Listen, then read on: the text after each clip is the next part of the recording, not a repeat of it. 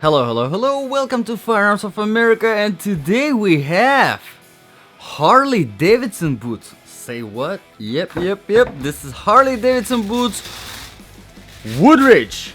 And listen guys, if you don't have time to watch the whole review, let me tell you, I am really impressed by these boots. Whenever I was getting them, at first I was like really biased, to be honest. I thought to myself, Harley Davidson, they should stick to making bikes. And I have a Harley Davidson bike, so I know they're great bikes. But shoes, boots, I don't know. Anyway, these boots changed my mind pretty quickly. They are very, very good. They are comfortable, lightweight, waterproof, offer great traction and stability, run true to the size, and they are only $100. And I know, this don't want to sound entitled, like $100 is nothing, but for what you're getting, compared to other boots that I review on this channel, I think $100 is definitely a fair price, especially for a brand name like Harley Davidson. Alright guys, hopefully you have time to watch the whole review, so let's get into it. This is not just your regular average review. This review is specifically for my ultimate survival boots section, where we do not talk about, wow, these boots look so cool, look at this design, even though they do look cool, and look at this design. But we apply the boots and everything, all the qualities that they offer into the survival situations, and consider the fact, if that was your last pair of boots and you had to run out of your house and walk and fight and do all of these things to survive, would this be a good last pair of boots? Well, last if you don't survive, I guess. Maybe not last, but like for your survival. You get the point. So how do we do the judgment? Well, we judge by 8 different criteria. Criteria number 1, comfort level. Probably one of the most important ones. I think the comfort level of these boots is excellent. How I test the boots, all my boots, I test them exactly the same. So what I do is I do a 3-mile run without stopping, 5-mile walk right after, and the total wear time is 7 to 8 hours without taking the boots off. And these boots, they were just absolutely enjoyable to wear. I could not believe it. So, the very first factor that contributes to the comfort level is the inner sole. I do like it a lot. It is very firm jelly, good inner sole. Really not your average inner sole, and you will see it right now. As you can see from the top, it is shaped, but look at that, there is some extra padding, and it is very nice on the heel. Yes, so whenever you're running, even if you are not running properly and you're using your heel, you're putting some impact that transfers to your ankles, your knees, this definitely takes a lot of that impact out. So whenever you're running and you're tired and you start running improperly, still you don't get that fatigue in your knees and in your ankles. Thanks to that. Great job, Harley Davidson. You guys did a great job over there. Also, because it is shaped very interestingly, honestly, I have not seen an inner sole so far like that. I am very happy with it because your heel does not wobble around. It kind of is held by that inner sole. Now, another factor that contributes to the comfort level of this boot is the bottom sole, which is fairly flexible. Surprisingly, you would think that it would be pretty rough, right? Harley Davidson has to be rough. Nope, it's actually very flexible, so you can run properly in this boot without any problems. Because if you're a lot of boots that I'm getting on this channel, their boots are just not designed for running. So you get that very firm, very tough bottom sole, and it kind of restricts you, right? It restricts your movement. So another important factor that contributes to the comfort level of this boot is the weight. And this is size 10. One boot is 19.6. For a mid-size, below 20 ounce, it is pretty impressive considering all the protection that they offer, which we will talk about a little bit later. So overall, I really like the comfort level. It's just great. Another thing that I wanted to mention here, whenever it comes to comfort, I think important factor that contributes It's more of a preference, but I personally absolutely love it. Is that whenever you put your food inside, there is on the top here from the inside, there is that foamy fabric that is going on. So it kind of creates that wrap around your food feeling. So whenever you're running, especially whenever you're running, your food does not wobble around in the toe box. I think it's just excellent. So on the comfort level, I would give this boot a very solid 9 out of 10. Now I could give this boot a 10 out of 10, but 9 out of 10 because 19.6 ounce is still a little bit on the heavier side, and you can definitely find yourself lighter boots. But other than that, I think they are just absolutely amazing whenever it comes to the comfort. Surprise, definitely surprise. Okay, let's talk about the criterion number 2, which is proofing and protection. Yes, guys, these boots are waterproof. As you can see, it says right here, waterproof. Great stuff. Now, another thing, whenever it comes to the protection, now, there is some decent protection in this boot. First of all, we have the toe. It does have a nicely reinforced, very, very strong rubber piece, so it definitely helps. And honestly, I'm a little bit surprised that Harley Davidson did not add a little bit more of that extension go here, at least on the left foot. If you know what I'm talking about, because clutch, you switch the gears, not the gears. You switch the gears. Jesus Christ, on motorcycle. Okay, let's not get off topic because it's not working out very well. Anyway, let's go back to the protection. So you do have a little bit something here on the front. You do have definitely a very nicely reinforced heel which goes all the way up, which I really do like. And on the ankles too, you do have that leather going. This is a design, but it does offer you, because it's not just an open, soft fabric. It actually is, a hard leather. So it does offer the ankle protection as well, which is great. Now the bottom sole, of course, is a very tough rubber. While it is flexible, as you can see, it's dual layer. So there's a softer layer here and then the harder layer here. So it offers protection from the bottom as well. Done with the criterion number 2. Let's move on to criterion number 3. Quality and the design features. Okay, quality. Actually, people do love these boots just like I do love these boots. If you check the Amazon link in the description below, there are over 100 reviews and these boots are almost 5 stars. Harley Davidson did a great job with these boots.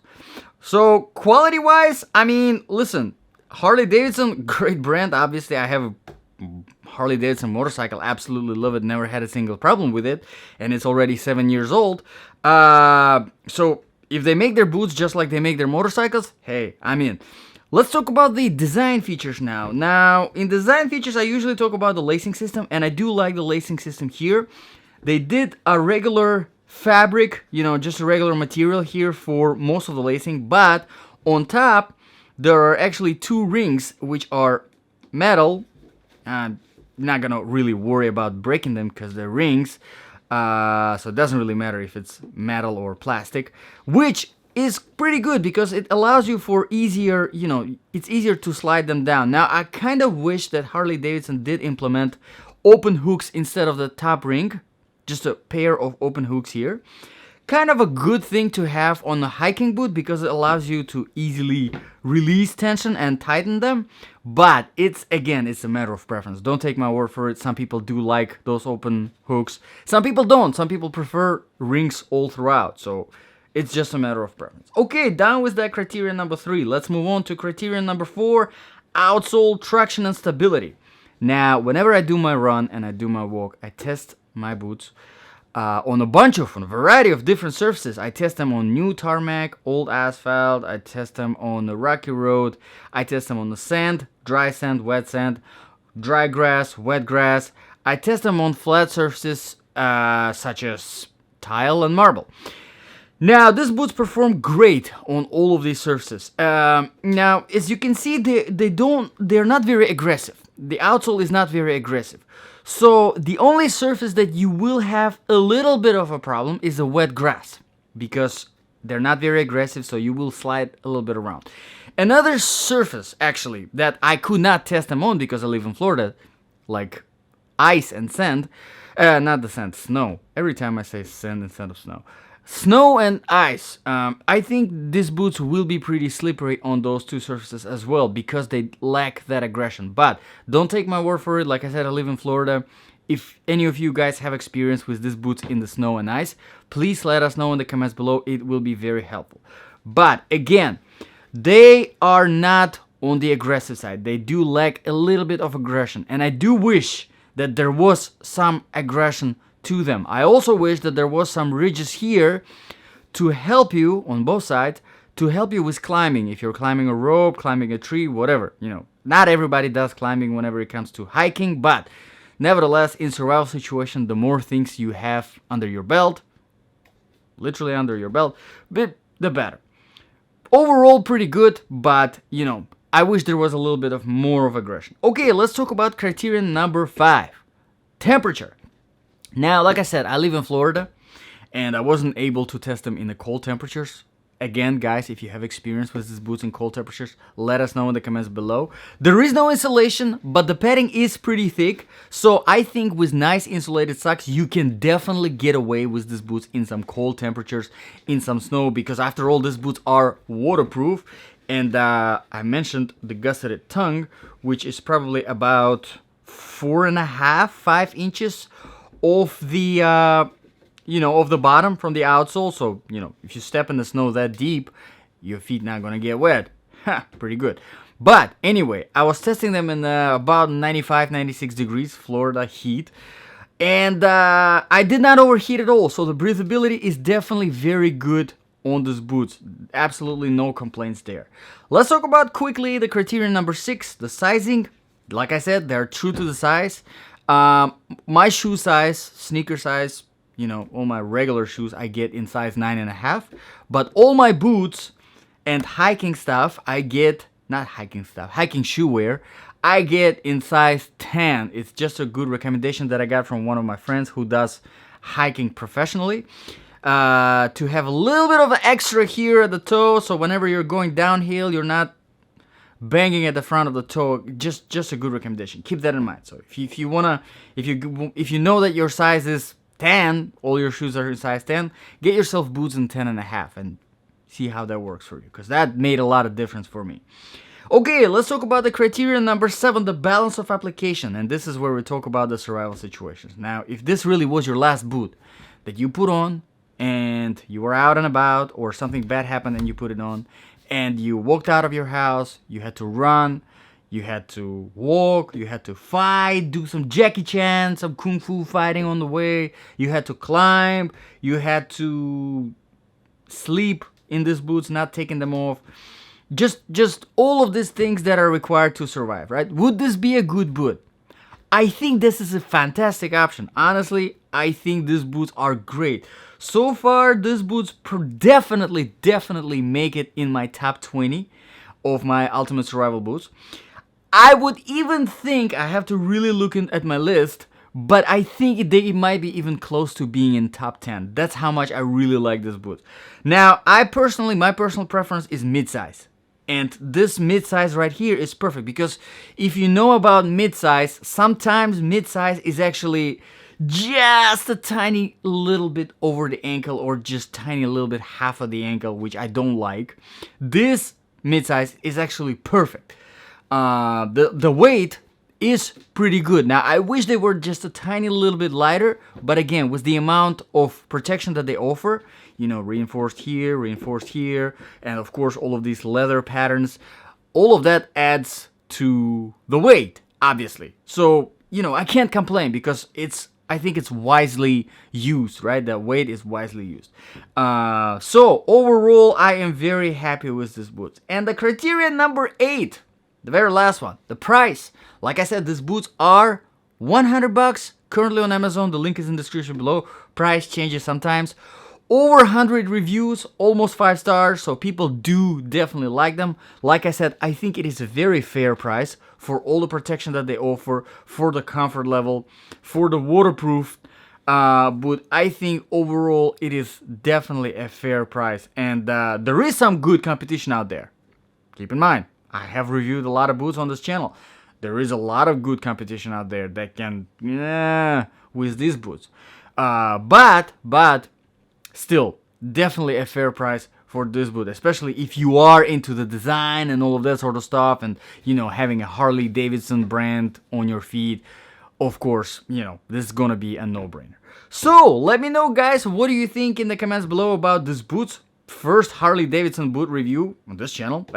In my every boot review, I have my Harley Davidson bike hanging out in the background, and now I actually have a Harley Davidson boot. Nice! I personally do like them.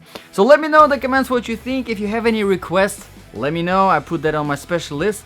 Thank you very much, guys, for watching. This was Firearms of America, and I'll see you guys in the next video.